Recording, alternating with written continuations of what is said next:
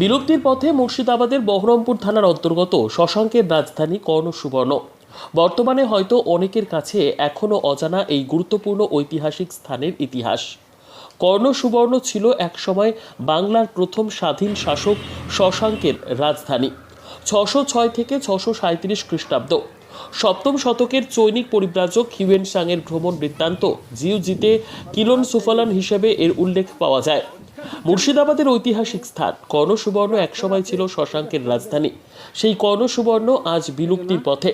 স্থানীয়দের মুখ থেকে শোনা যায় সরকারিভাবে ওই স্থানটি সংরক্ষণ করা হয়েছে, তবে সরকার আরও বেশি সংরক্ষিত করলে পর্যটকদের ভালো হবে। বিভিন্ন জায়গা থেকে পর্যটকরা এখানে আসেন, কিন্তু আসার পরে এখানে আশ্রয় নেওয়ার কোনো জায়গা পায় না। রৌদ্র বৃষ্টিতে একটু বসে বিশ্রাম নেওয়া, পানীয় জলের ব্যবস্থা ইত্যাদি। স্থানীয় এক ব্যক্তি বলেন, 1962 সালে এখানে সরকারের পক্ষ থেকে খনন কার্য শুরু করা হয়েছিল এবং সেই খননের ফলে একটি গোডাউনের অস্তিত্ব পাওয়া গিয়েছিল। তারপর সেই খনন কার্যের মাটি পরীক্ষা নিরীক্ষার কাজ শুরু হয়েছিল। পরবর্তীতে সেই কাজ আবার থমকে যায়। সরকারের পক্ষ থেকে স্থানটিকে চারিদিকে রেলিং দিয়ে ঘেরা হয়। পরবর্তীতে এই জায়গাটি নিয়ে চিন্তা ভাবনা করছে সরকার, তবে সাধারণ মানুষের আবেদন এই জায়গাটি আরও সংরক্ষিত করলে ভালো হয়। মুর্শিদাবাদ জেলা ইতিহাসের জেলা। এই জেলার বিভিন্ন প্রান্তের ইতিহাসের চিত্র বর্তমানেও বিদ্যমান।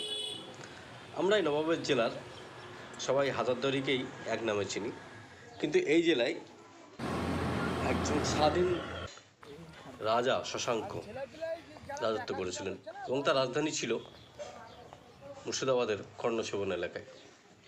আজকে আপনাদের সামনে মুর্শিদাবাদের কর্ণ সুবর্ণর চিত্র এবং ইতিহাস আমরা তুলে ধরব। প্রথমে আমরা জেনে নেব গৌড়রাজ শশাঙ্কর ইতিহাস ভিত্তি। তিনি কে ছিলেন? গৌড়রাজ শশাঙ্কের রাজত্বকালকে বাংলার ইতিহাসে একটি গুরুত্বপূর্ণ যুগ বলে উল্লেখ করা হয়েছে। সেই যুগে শুধুমাত্র বাংলার একটি শক্তিশালী স্বাধীন রাজ্য প্রতিষ্ঠিত হয়নি, উত্তর ভারতের ইতিহাসে বাংলা অভূতপূর্ব প্রাধান্য বিস্তার করতে সক্ষম হয়েছিল। শশাঙ্কের বংশ পরিচয় সম্পর্কে সঠিকভাবে কিছু জানা যায়নি।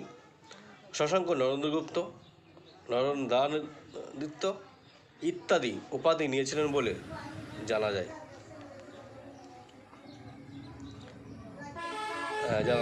গুপ্ত সম্রাটরা তাদের নামের শেষে আদিত্য কথাটা লিখতেন। শশাঙ্কের কিছু মুদ্রাতে আবার পদ্মাসনা লক্ষ্মীর মূর্তি খোদাই করা পাওয়া গেছে। এইরকম লক্ষ্মী মূর্তি গুপ্ত রাজাদের খোদিত মুদ্রাতেও লক্ষ্য করা গেছে। এই সমস্ত থেকে অনেক ঐতিহাসিক শশাঙ্কের সঙ্গে গুপ্ত বংশের সম্পর্কে আছেন বলে বলেছেন। আর.ডি. ব্যানার্জি বলেছেন, শশাঙ্ক পূর্ববর্তী গুপ্ত বংশের সন্তান। তিনি মহা সেনগুপ্তের ভ্রাতুষ্পুত্র ছিলেন, কিন্তু কোনো উল্লেখযোগ্য প্রমাণ না থাকার জন্যে এই মতকে অনেকে অস্বীকার করেছেন। হরিতাসের গিরিতে শ্রী মহাসামন্ত শশাঙ্ক নামটি খোদাই রয়েছে। ঐতিহাসিকদের অভিমত এই যে শ্রী মহাসামন্ত শশাঙ্ক আসলে গৌড়রাজ শশাঙ্ক। শশাঙ্ক প্রথম জীবনে একজন সামন্ত নরপতি ছিলেন, তবে কোনো রাজার অধীনে সামন্ত নরপতি ছিলেন এ বিষয়ে মতভেদ রয়েছে। আর.জি. বসাকের মতে গৌড়ের রাজা জয়নাগের বংশধর ছিলেন শশাঙ্ক। অধিকাংশ ঐতিহাসিক মনে করেন পরবর্তী গুপ্তবংশীয় মহাসেন গুপ্তের সামন্ত ছিলেন শশাঙ্ক। মজুমদার বলেছেন, 606 খ্রিস্টাব্দে শশাঙ্ক পরবর্তী গুপ্ত রাজাদের কাছ থেকে গৌড় দেশ জয় করেন এবং কর্ণ সুবর্ণের রাজধানী প্রতিষ্ঠিত করেন। শশাঙ্কের রাজ্য বিস্তার নিয়ে যতটুকু জানা যায়, শশাঙ্ক গৌড়ে তার আধিপত্য স্থাপন করে প্রতিবেশী অঞ্চলগুলোতে রাজ্য বিস্তার শুরু করেন। গৌড় বলতে উত্তর বাংলা এবং পশ্চিমবাংলার কিছু অংশকে বোঝাত। মেদিনীপুর লেক থেকে প্রাপ্ত তথ্য অনুযায়ী শশাঙ্ক মেদিনীপুরের দাঁতন ও উড়িষ্যার বালেশ্বর অঞ্চল জয় করেন। উড়িষ্যার রূপদ অঞ্চল রাজত্ব করেন শৈলোদ্ভদ রাজবংশ, যারা গৌড় অধিপতি শশাঙ্কের বশ্যতা স্বীকার করেছিলেন। বলা হয় যে বাংলার বাইরে রাজ্য বিস্তার করার আগে শশাঙ্ক সমস্ত বাংলাদেশে তার আধিপত্য প্রতিষ্ঠিত করেন। শশাঙ্কের রাজ্য বিস্তার নীতির প্রথম লক্ষ্য ছিল এই প্রাকৃতিক সীমালাভের চেষ্টা। প্রাকৃতিক সীমা যথা পূর্বে ব্রহ্মপুত্র নদী, পশ্চিমে শোকগণ্ডক উপত্যকা, উত্তরে হিমালয়, দক্ষিণে চিল্কা হ্রদকে বোঝায়। এইরকম প্রাকৃতিক সীমা না থাকলে রাজ্যগুলির আক্রমণে বাংলার স্বাধীনতা নষ্ট হতো। তাম্রফলক থেকে জানা যায় গৌড়ের রাজা কামরূপের ভাস্কর বর্মাকে শশাঙ্ক পরাজিত করেন। উড়িষ্যার শরৎবদ রাজবংশ শশাঙ্কের বশ্যতা স্বীকার করে। এরপর শশাঙ্ক পশ্চিম সীমান্তে রাজ্য বিস্তার শুরু করেন। পশ্চিম দিকে কনৌজের মৌখরী রাজবংশ বাংলা আধিপত্যের প্রচেষ্টায় ছিল। শশাঙ্ক ও মৈখিরাজের মধ্যে বিবাদ বাধে। থানেশ্বরের রাজা প্রভাকর বর্ধনের কন্যা রাজশ্রীর সঙ্গে কনৌজের মৌখরী রাজা গৌরবর্মনের বিবাহ ঘটলে কনৌজ এবং থানেশ্বরের মিলিত জোট গড়ে ওঠে।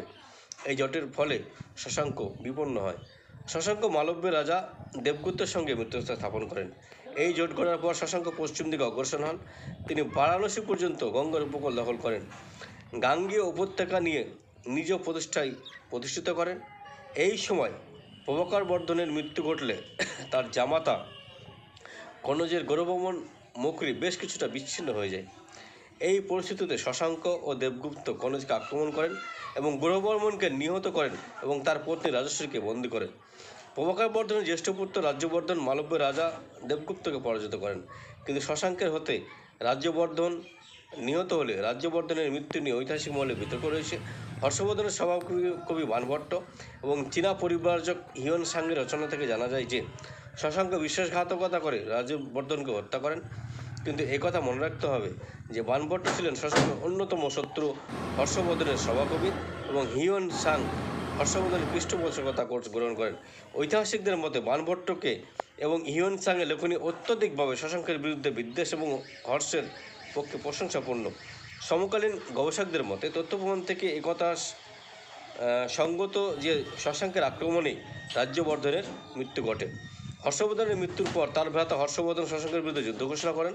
হর্ষবর্ধন কামরূপের ভাস্কর বর্মনের সঙ্গে মিত্রতা করেন। এর ফলে শশাঙ্ক পূর্বে কামরূপ ও পশ্চিমে হর্ষ দ্বারা আক্রান্ত হন। বাণভট্টের রচনা অনুযায়ী হর্ষ শশাঙ্ককে পরাজিত করেন এবং তার নিজ রাজ্যের মধ্যে আবদ্ধ করেন। তবে সমকালীন গবেষকদের মনে করেন শশাঙ্ক যদি কোনো যুদ্ধে হর্ষবর্ধনের কাছে পরাজিত হয়ে থাকেন তাতে তার বিশেষ কোনো ক্ষতি সাধিত হয়নি। শশাঙ্কের জীবনকালে তার সাম্রাজ্য সীমা অক্ষুণ্ণ ছিল। শশাঙ্কের মৃত্যুর পর হর্ষবর্ধন বাংলাদেশ জয় করেন। সম্ভবত শশাঙ্কই প্রথম বাংলাদেশে সাম্রাজ্য প্রতিষ্ঠার পরিকল্পনাকে বাস্তব রূপ দিতে পেরেছিলেন। গৌড়াধিপতি শশাঙ্কের মৃত্যুর পর গৌড়বঙ্গে এক চরম অরাজক সৃষ্টি হয়েছিল। বাংলার পাল বংশ প্রতিষ্ঠা পূর্বাবধি প্রায় 100 বছর ধরে এই অরাজকতা চলতে থাকে। এই সময় এদেশে বারবার বহিরাক্রমণ ঘটেছে। আর্য মঞ্জুশ্রী মূল কল্পগ্রন্থ থেকে জানা যায় যে তখন গৌড়রাজ ছিন্ন ভিন্ন হয়ে অনেক ছোট ছোট দুর্বল রাজ্যের সৃষ্টি হয়েছিল। এই সময় পুণ্ডবর্ধন, গজঙ্গল, কর্ণসুবর্ণ, তাম্রলিপ্ত এবং সমতট এই 5টি স্বাধীন রাজ্যের অস্তিত্ব লক্ষ্য করা যায়। তারানাথ সেই সময় বাংলার রাজার অবস্থা প্রসঙ্গে বলেছেন যে সেই সময় বাংলার কোনো রাজা ছিল না।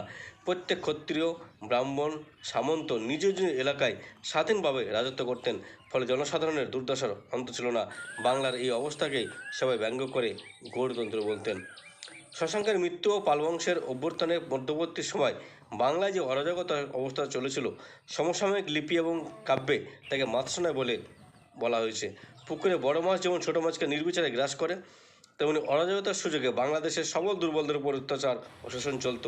রমেশচন্দ্র মজুমদারের মতে শশাঙ্কের মৃত্যুর পর পদ্মা নদী উত্তর ভাগে ভাস্কর বর্মনের এবং দক্ষিণ ভাগে হর্ষবর্ধনের আধিপত্য স্থাপিত হয়েছিল। মনে করা হয় গৌড়ে ভাস্কর বর্মনের কর্তৃত্ব বেশিদিন স্থায়ী ছিল না। এর কিছুকাল পরেই জয়নাগ নামে এক রাজার অস্তিত্ব লক্ষ্য করা যায়। তিনি মহারাজধীরাজ উপাধি গ্রহণ করেছিলেন। জয়নাগের একটি ভূমিদান পত্র পাওয়া গেছে, সেখানে তাকে বৈষ্ণব বলে আখ্যা দেওয়া হয়েছে। এ থেকে মনে করা হয় তিনি বেশ শক্তিশালী ও কর্তৃত্বের অধিকারী ছিলেন।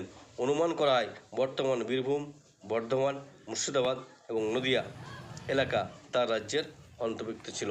আমরা এই মুহূর্তে যেটা জানতে পারলাম যে কর্ণসুবর্ণ শশাঙ্কের রাজধানী ছিল এবং প্রথম বাংলাদেশকে একটি গোটা রাজ্যে বা দেশে পরিণত করেছিলেন শশাঙ্ক। স্বাধীন রাজ্য দেশ আমরা বাংলাদেশকে পেয়েছিলাম স্বাধীনভাবে। স্বাধীন রাজ্যে যে রাজত্ব আমরা দেখছি সেটা শশাঙ্কের আমল থেকেই শুরু হয়েছিল।